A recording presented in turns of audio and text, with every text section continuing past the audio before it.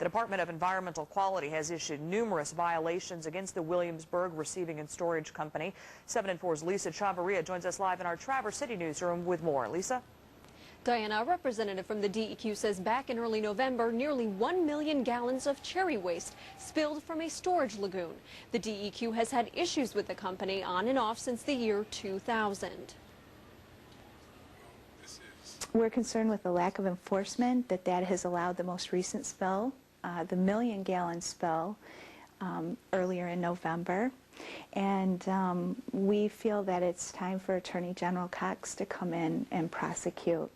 Some residents are very upset that this waste is seeping into their soil and are concerned about the wetlands across the street from the cherry processing company.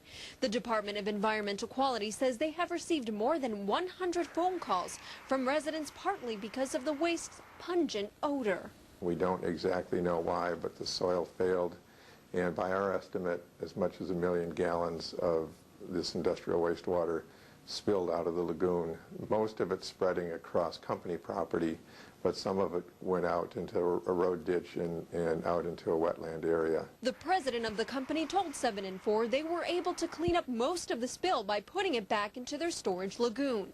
The DEQ has had numerous problems with the company for various violations, and Mike Stifler says the DEQ has taken the same enforcement to other fruit processing companies, but this one is out of the ordinary. For site visits, we usually go 1 or 2 times a year to places that have discharge permits with us. We have been to the Williamsburg site 15 to 20 times during the last 6 months. Mike Stifler with the DEQ says the current waste being produced at the Williamsburg site requires more treatment than what is currently being provided. Representatives from the DEQ say they are pressing the issue to resolve the concerns about endangering the wetlands. Reporting live in the Traverse City newsroom, Lisa Chavarria, 7 and 4 News. Thank you, Lisa. Representatives from the DEQ say they're working with the Attorney General's office to determine what response and timing they need to correct this problem.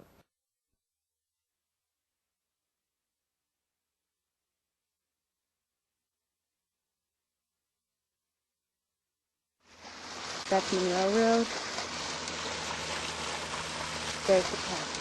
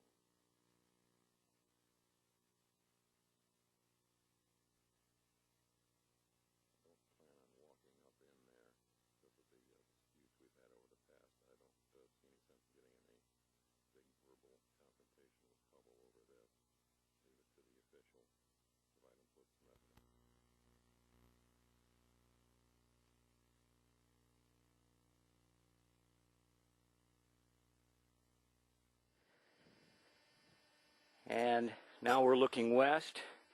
We're heading back north. You can see the tail end of this stream channel is ending up in a pond that we're proceeding to now. Okay, I had to stop. I'm not finding any oxygen available in this area, affecting my ability to get too close. I'm heading north towards the pond, and you can see there's standing water at the end of that channel. After all this debris, that's looking south towards the stream bank. We'll pan again through, and you can see the connected channel to the end result is still now standing water here on Sunday in this putrid pond. Overcome by odors, you can see the ground and some of the standing water still adjacent to the pond. Okay, we're looking south at the filled-in pond area where we came from.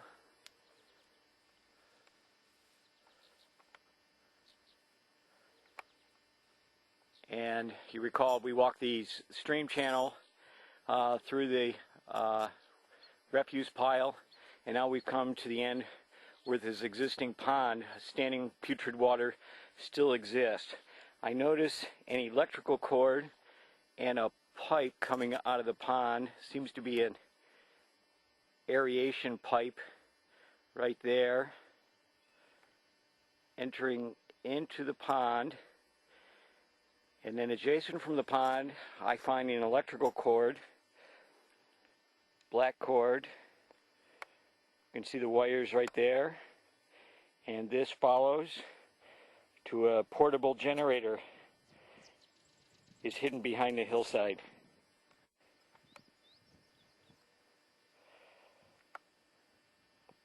Once again, from the generator, through the wire, into the pond, and over to an aeration pipe. Bear with me, it's hard to see through this. The stench is overpowering. I've got to get out of here. Secondly, you'll see from this pond, last shot, there seems to be a burnt plume of grass originating at that end of the pond, and then you can see it right there, the difference in the brown vegetation, which then runs north. So it looks like the discharge exited that pond and then ran north through this valley.